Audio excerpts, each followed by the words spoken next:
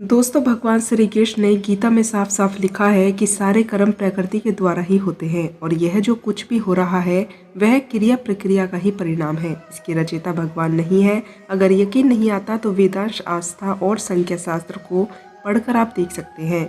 दोस्तों, असल में हम लोगों की समस्या क्या होती है कि हम पुराणों की कहानियों पर अधिक विश्वास करते हैं और शास्त्रों का अध्ययन भी करते हैं। कर्म खेल के 3 गुण होते हैं, जबकि ईश्वर तो निराकार है। कोई ऐसा पाप है जो मन नहीं करता, केवल तन ही करता हो। दोस्तों, किसी भी क्रिया की शुरुआत पहले मन से ही होती है। मन ही आपके संपूर्ण कर्मों का कारक होता है और करता भी। ऐसे में मानसिक कर्म भी कर्मों की श्रेणी में ही आते हैं और यदि मानसिक कर्म भी कर्म ही है तो उसका फल भी मिलता है। दोस्तों, हमारे ही कर्मों का फल हमें कैसे मिलता है, इसको इस कहानी के द्वारा हम जानेंगे। दोस्तों, इस कहानी को अंत तक अवश्य देखें। तो आइए दोस्तों, शुरुआत करते हैं इस ज्ञानवर्धक कहानी की।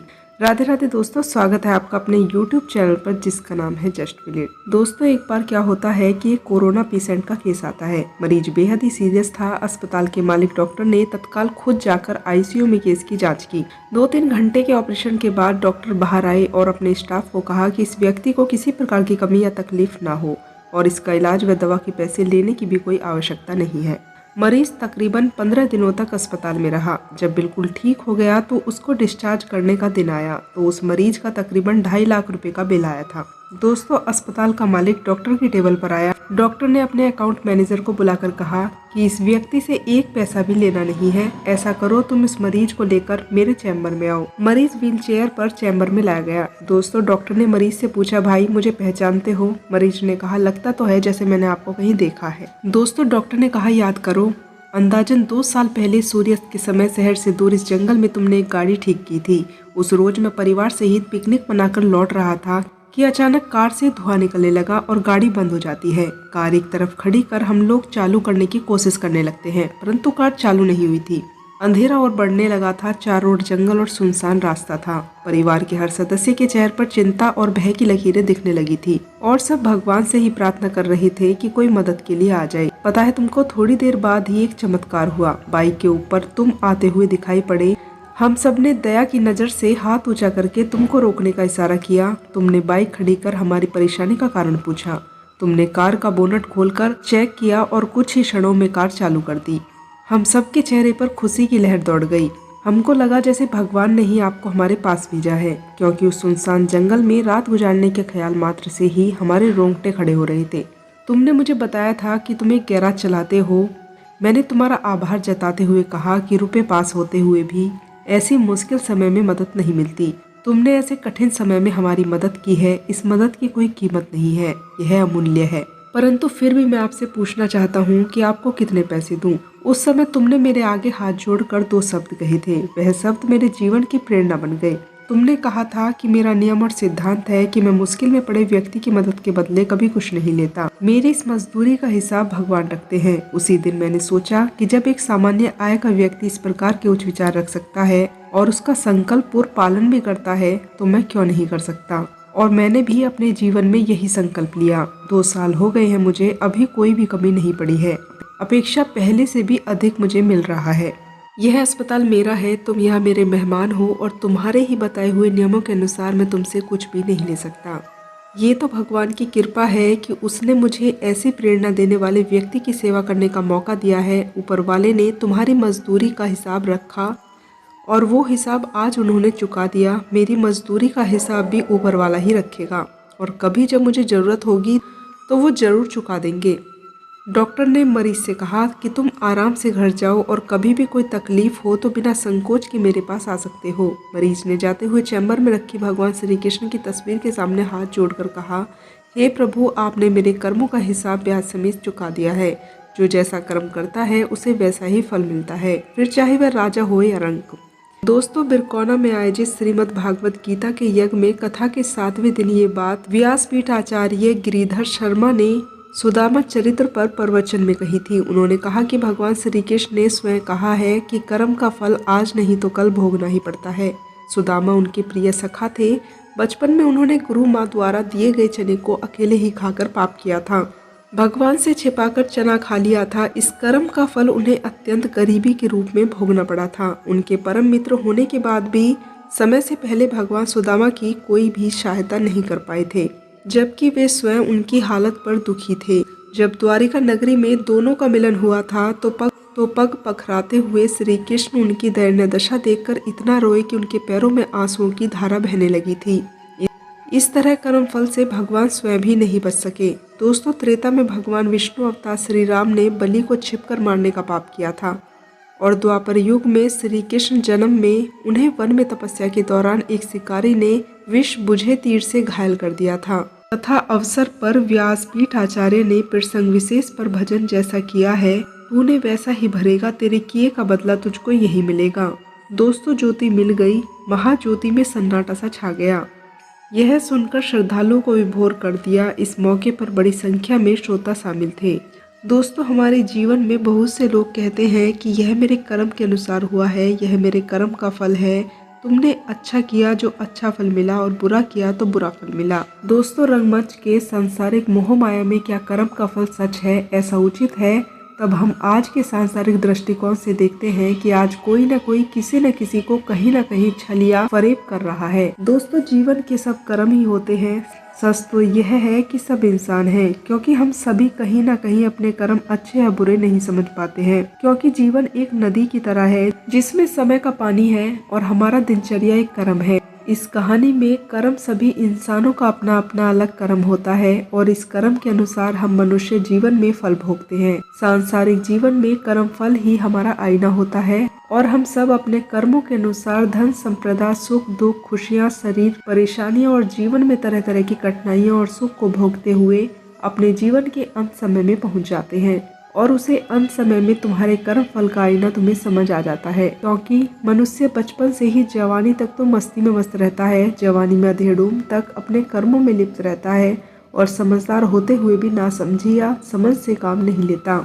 परंतु फिर भी जवानी से बुढ़ापे तक की उम्र तक कुछ न कुछ सोच समझकर ही मजबूरियों से गलतियां कर जाते हैं। परंतु हमारा कर्म फल निश्चित है, क्योंकि विधि का विधान और जीवन का फल धरती, आकाश, जलवायु और अग्नि पर निश्चित होता है। क्योंकि हमारा शरीर पंच तत्व से बना है, जिससे हमारा संपर्क सदा और हमेशा ईश्वर की बनाई हुई मूर्ति और इंसान पर रहता है। और मनुष्य जो है वो पल पल क्षण भर में कर्म करता है। वह सभी लेखा जोखा ईश्वर की डायरी यानी 5 तत्वों में घूमता रहता है। और जब हमारे अच्छे कर्म या बुरे कर्मों का फल समाप्त हो जाता है या खाता बंद हो जाता है, तब उस खाते के अनुसार हमारे कर्म फल सभी को निश्चित रूप से भोगने पड़ते हैं। दोस्तों, एक कड़वा सच है, हर मनुष्य का कर्म ही एक आईना होता है जिसे हमारे जीवन की राह में खुशियां और दुख की घड़ियां हमको समझाती हैं कि हम ऐसा कोई कर्म ना करें जिसे हमें दुख की राह देखनी पड़े। परंतु कुछ कर्म फल ऐसे भी होते हैं, माता पिता सब अच्छे कर्म करते हैं और संतान उनकी बुरी कर्म करती है। जब वह फल भी माता पिता को ही भोगने पड़ते हैं या माता पिता कोई गलत काम करते हैं, तब वह कर्म फल औलाद को भोगना पड़ता है। दोस्तों, जीवन में सभी सांसारिक मोह माया में बंधे हुए हैं और जीवन में सभी जानते हैं कि सभी को जीवन में अकेला जाना है और अकेला ही आना पड़ता है। यानी कि मृत्यु में और जन्म में सभी को अकेले ही यात्रा करनी पड़ती है। हम जीवन में आकर्षण और शारीरिक आनंद से लिप्त कर्मों में यह भूल जाते हैं कि यह शरीर और यह आत्मा हमारी अपनी नहीं है और यह है शरीर कुछ भी नहीं है, सब कुछ मन भाव और अंतरात्मा के कर्मों का भाव है। जीवन में कर्म ही एक जीवन का सच है, क्योंकि हमारे जीवन की राह और जीवन में सुख दुख हमारे कर्म फल का आईना है। सच तो आज कलयुग में कुछ भी नहीं है, क्योंकि हम अगर अपने ग्रंथ, अपने वेदों को उठाकर देखें तब हम सच को पहचान सकते हैं। हर युग में हर प्राणी को अपने कर्मों के फल को भोगना ही पड़ता है। दोस्तों, द्वापर, सतयुग, त्रेता और कलयुग, हम सभी युगों में अपने कर्मों के फलों को भोगते आए हैं और कलयुग में हम दोनों युगों की गाथाएं पढ़ते हैं, जिसमें भगवान की लीलाएं और भगवान के वनवास के साथ साथ महाभारत आदि में दिखाया गया है। दोस्तों, भाइयों में युद्ध, यह सब प्रभु की लीला और कर्मों का ही फल था और हम सभी भी कर्मों के फल को देखते हुए ही जीवन को पूर्ण करते हैं।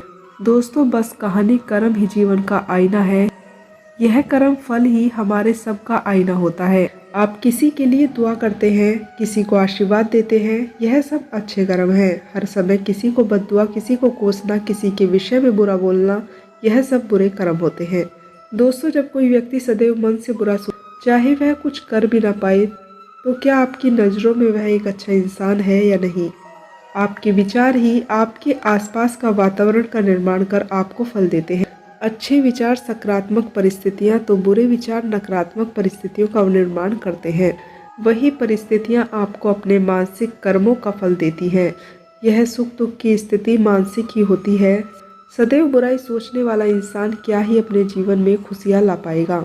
दोस्तों, भागवत गीता ज्ञान का असीमित भंडार है। गीता में न केवल जीवन जीने का तरीका बताया गया है, बल्कि सही और गलत का अंतर भी सिखाया गया है। इस क्रम में श्री कृष्ण गीता में यह भी बताते हैं कि मनुष्य पाप करने को क्यों मजबूर हो जाता है, और साथ में उन्होंने पाप से मुक्ति के मार्ग भी बताए हैं। दोस्तों, श्री कृष्ण ने गीता में जीवन के हर पहलुओं पर बात की है। उन्होंने अर्जुन द्वारा पूछे गए हर सवालों का जवाब दिया है, उनकी हर जिज्ञासा को शांत किया है। दोस्तों, अर्जुन की इस तरह की जिज्ञासा या सवाल आज के कई लोगों के मन में भी होता है, और इसलिए उन्हें उनका जवाब देने के लिए गीता पढ़ने की सलाह दी जाती है, क्योंकि गीता का ज्ञान आज भी प्रासंगिक है। जब अर्जुन ने श्री कृष्ण से पूछा कि मनुष्य न चाहते हुए भी कौन कौन सी शक्तियों से प्रेरित होकर अनुचित कार्य कर बैठता है, यानी पाप कर बैठता है, इसके जवाब में भगवान श्री कृष्ण कहते हैं कि पाप होने का कारण कामना है। व्यक्ति की वासनाएं और निहित स्वार्थ के चलते ही वह पाप करने के लिए विवश हो जाता है। उसकी लालसा ही संपूर्ण पापों और दुखों की जड़ होती है।